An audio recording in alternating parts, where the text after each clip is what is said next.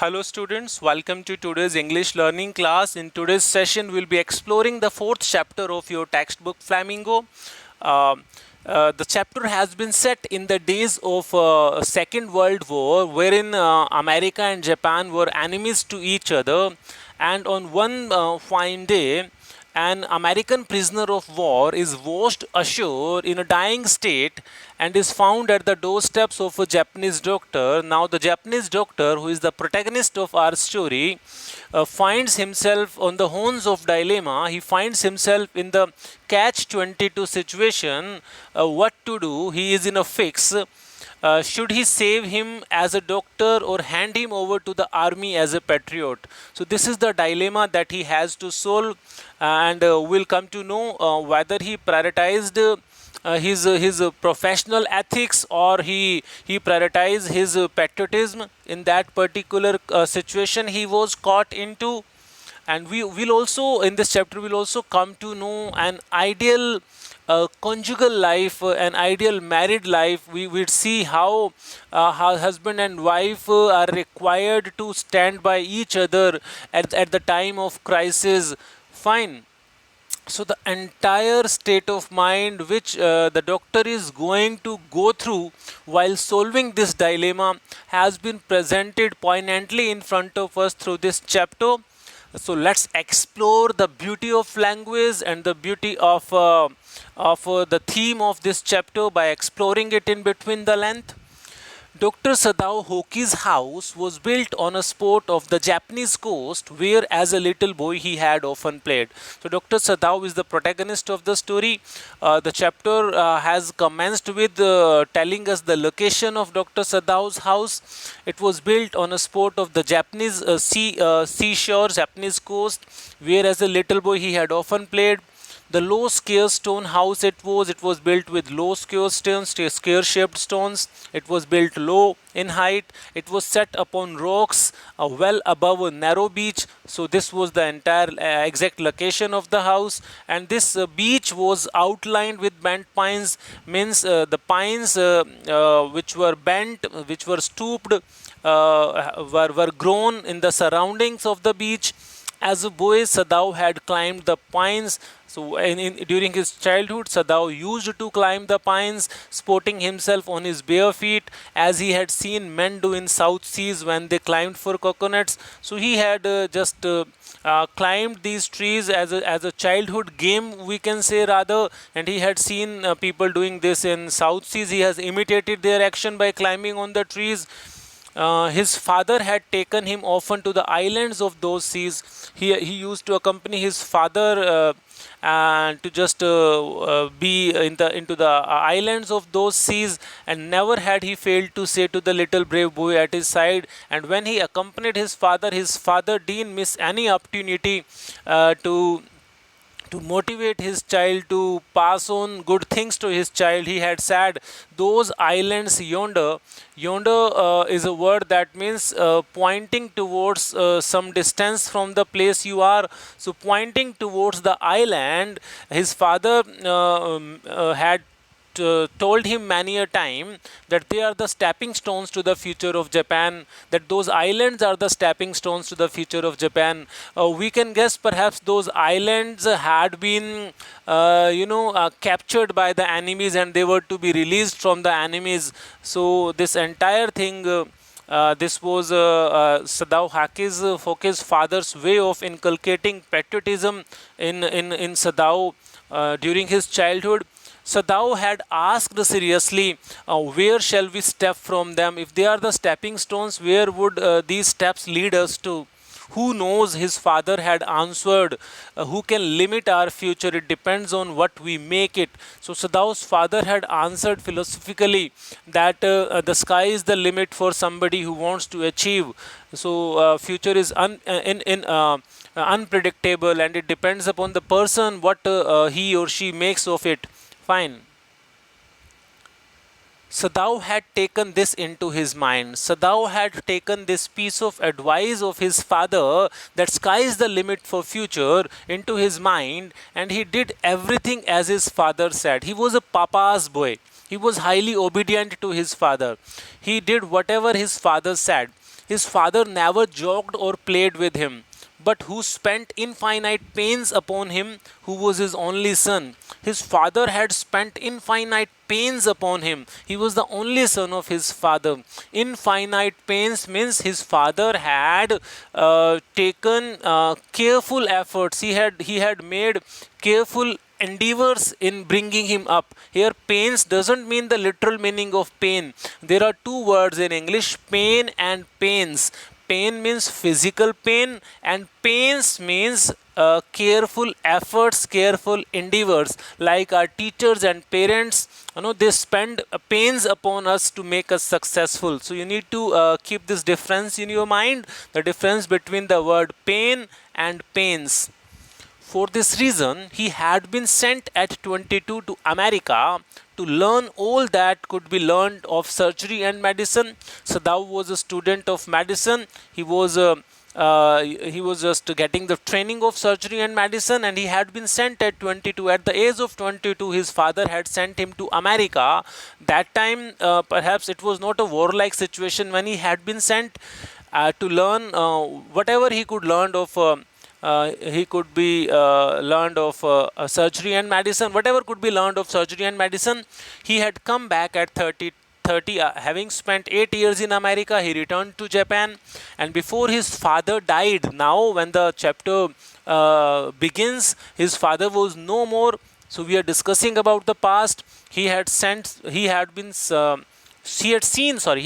Sadao become famous not only as a surgeon but as a scientist. So Sadao's father, during his lifetime, he had seen Sadao becoming as a successful surgeon, also a scientist, because he was perfecting a discovery which would render wounds entirely clean. He had not been sent abroad with the troops. Now there were many doctors who had been sent with troops at the war front in case they require their services. Troops means soldiers, group of soldiers. But Sadao had been kept in Japan. He had not been sent with the troops abroad. There was a reason, because he was working on a discovery. He was perfecting a discovery.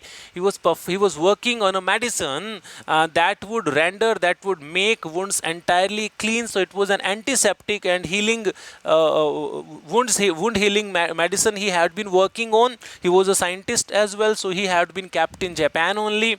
Also, the other reason for his not going to abroad, and other reason of the government not sending him abroad, was he knew there was some slight danger that the old general might need an operation for a condition for which he was now being treating medically.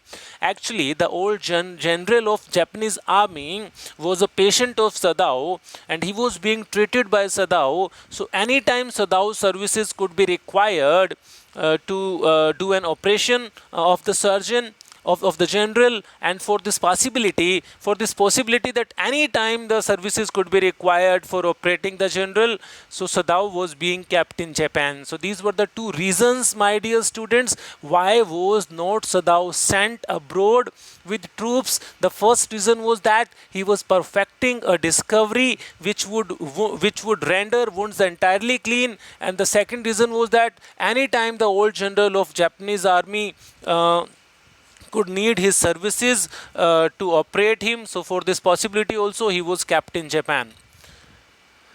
So this was the entire background about the protagonist. We have been told about his relationship with his father, the location of his house, and who was he? He was a doctor, he was a scientist, and where had he got the training from? From America.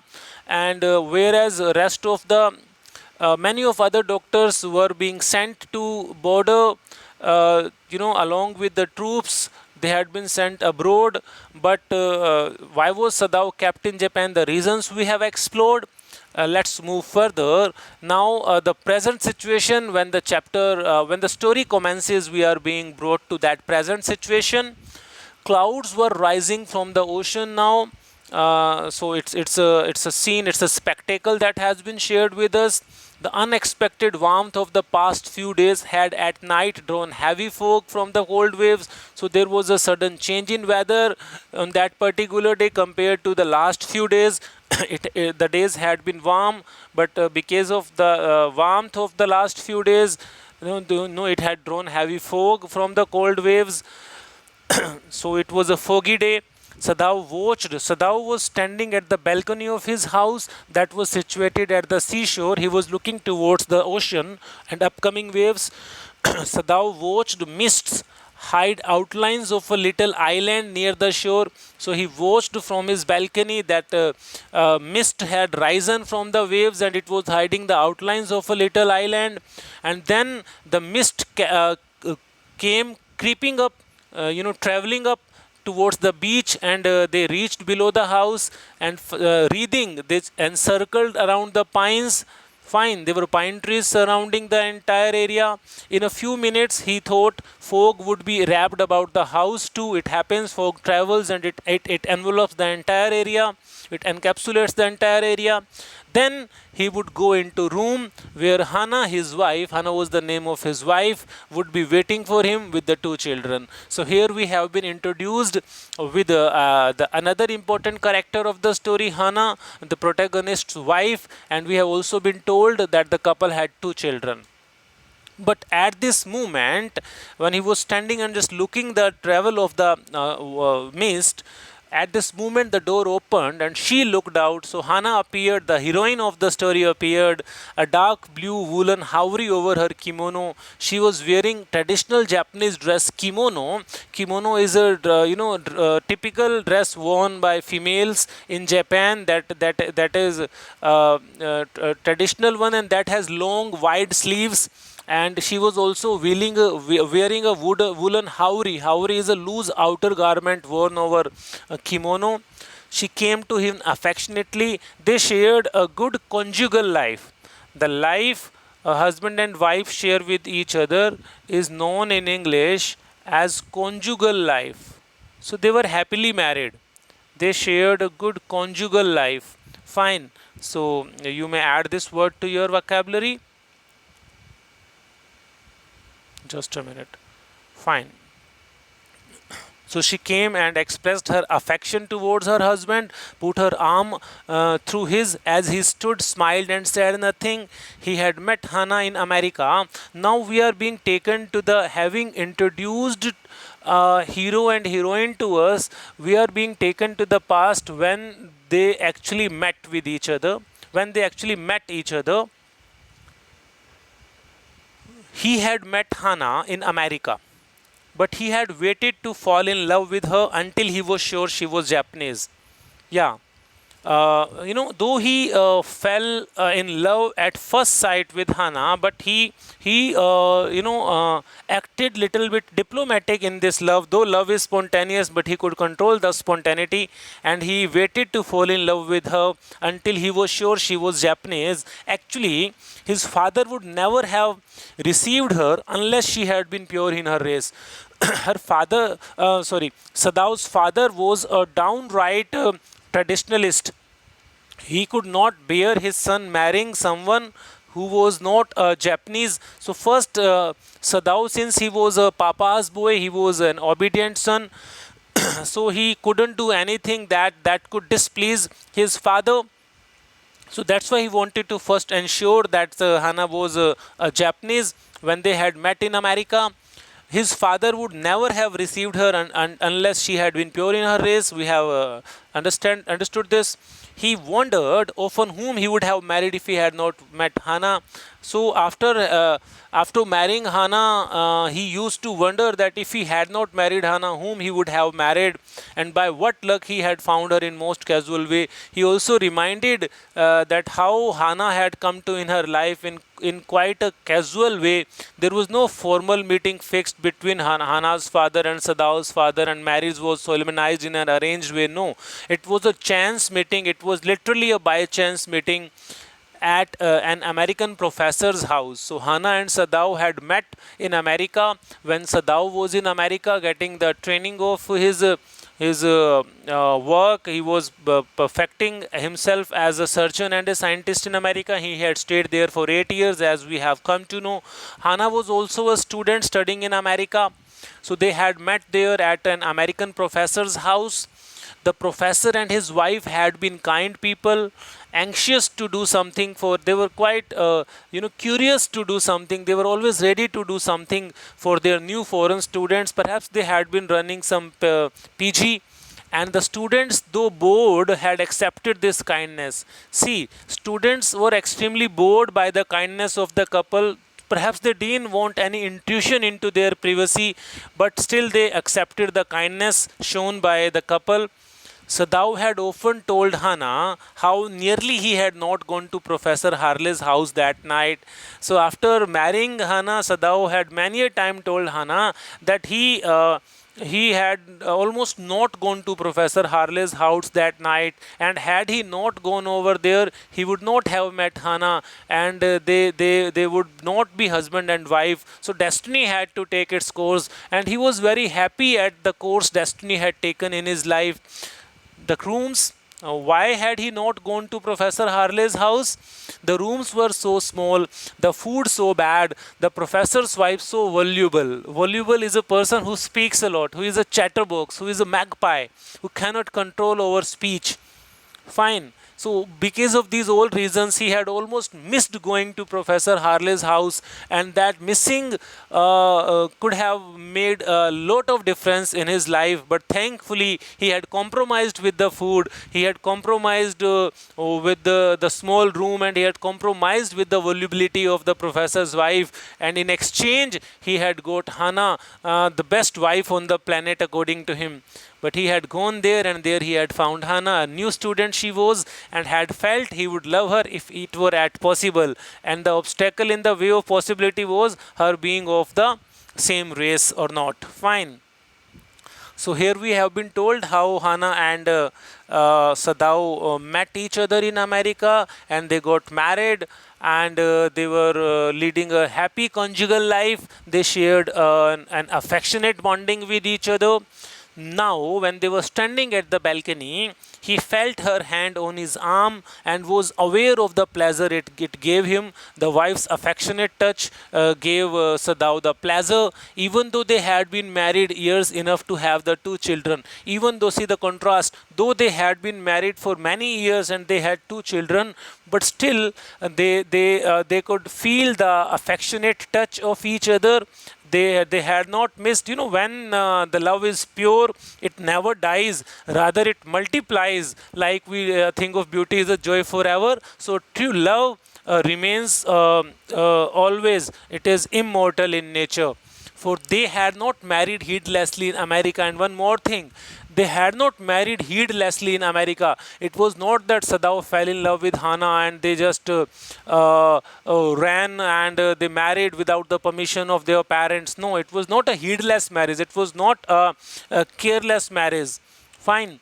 They had finished their work at school and had come home to Japan. First they completed their studies, then they came back to their country. And when his father had seen her, the marriage had been arranged in the old Japanese way. So traditional marriage it was, arranged marriage it was.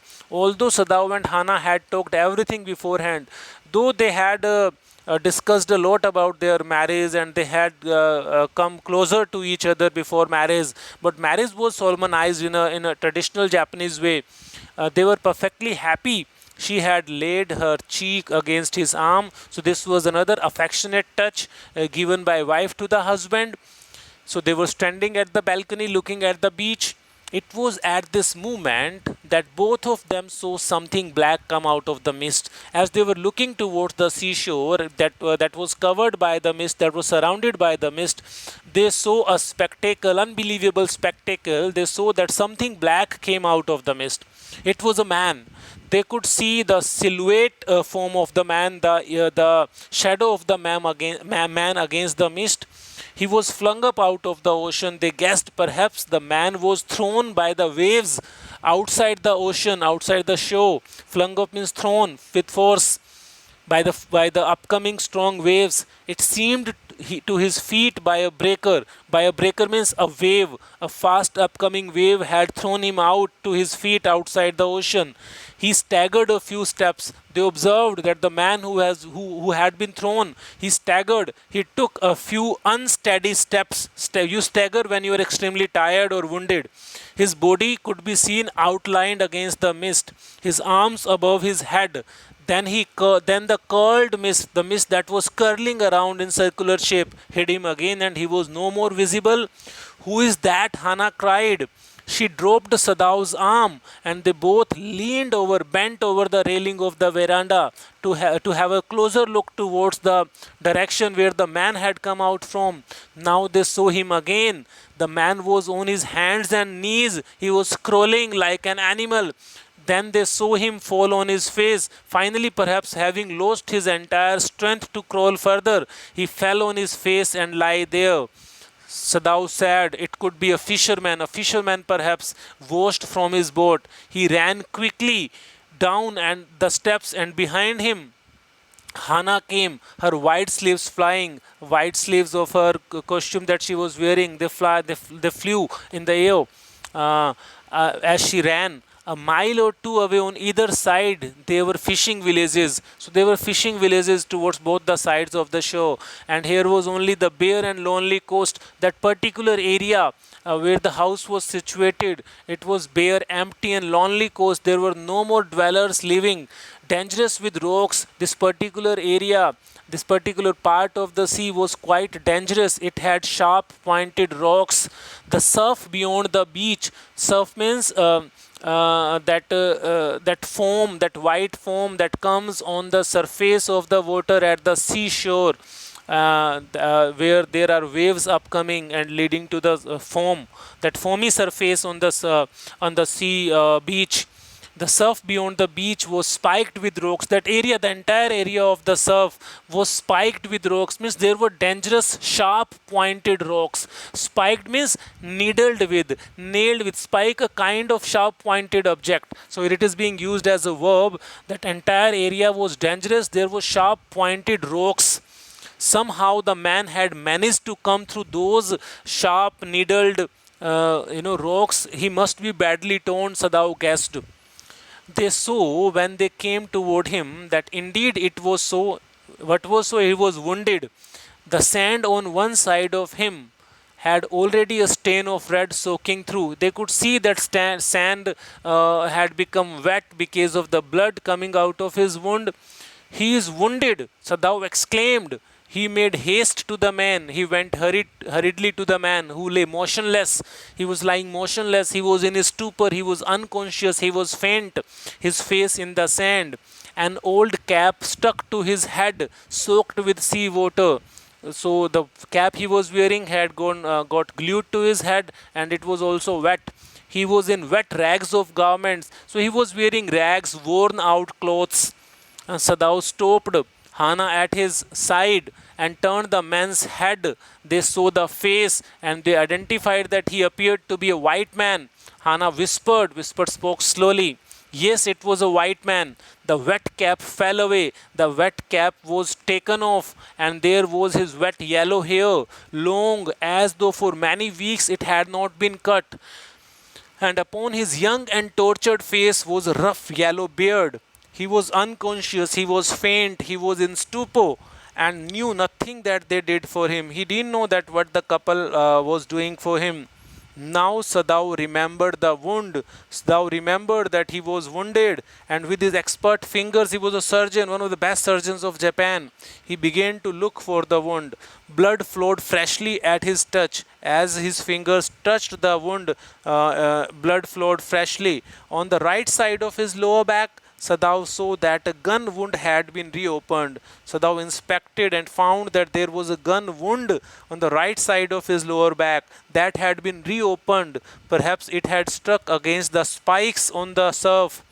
The flesh was blackened with powder. The skin was blackened with gunpowder or the skin powder. It happens when a part of the body is wounded. Sometimes, not many days ago, The man had been shot, Sadao guessed, and had not been tended, and after that he had not been treated. It was bad chance, it was misfortune of the person that rock had struck the wound again and made it worse. Oh, how he is bleeding, Hannah whispered again in a solemn, in a serious voice. The mist screened them now completely. The curving mist had covered them completely, and at this time of day, no one came by. That was an isolated area. The fisherman had gone home, and even the chance beachcombers are the people who collect the leftovers at the beach of the people who had come partying at the beach. So whatever leftovers they leave, these beachcombers collect and survive. So these beachcombers would have considered the day at an end, because it was not a pleasant weather, and at that time nobody came. Even the people partying didn't come over there at that time. So there was no one around. Fine. What shall we do with this man? Sadao muttered. Muttered means to speak in a suppressed voice, slow voice. But his trained hands, that is not audible enough. But his trained hands seemed of their own will to be doing what they could do to staunch the fearful bleeding. But as a doctor, he knew what his job was. His hands were busy doing his task as a doctor, and his mind was confused. Fine. So whatever his hands could do to staunch the fearful bleeding, to stop the bleeding, they were doing. He packed the wound with the sea moss. Sea moss, you need to understand. Moss is a green particle that comes on the surface of the water.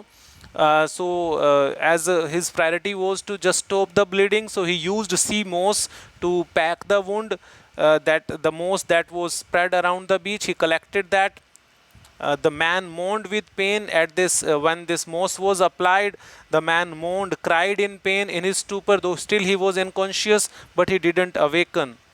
The best thing that we could do would be to put him back in the sea, Sadao said, answering himself. Sadao was talking to himself. What shall we do with them? This man was the question asked, and now he answered to this question that best thing would be to put him back into the sea.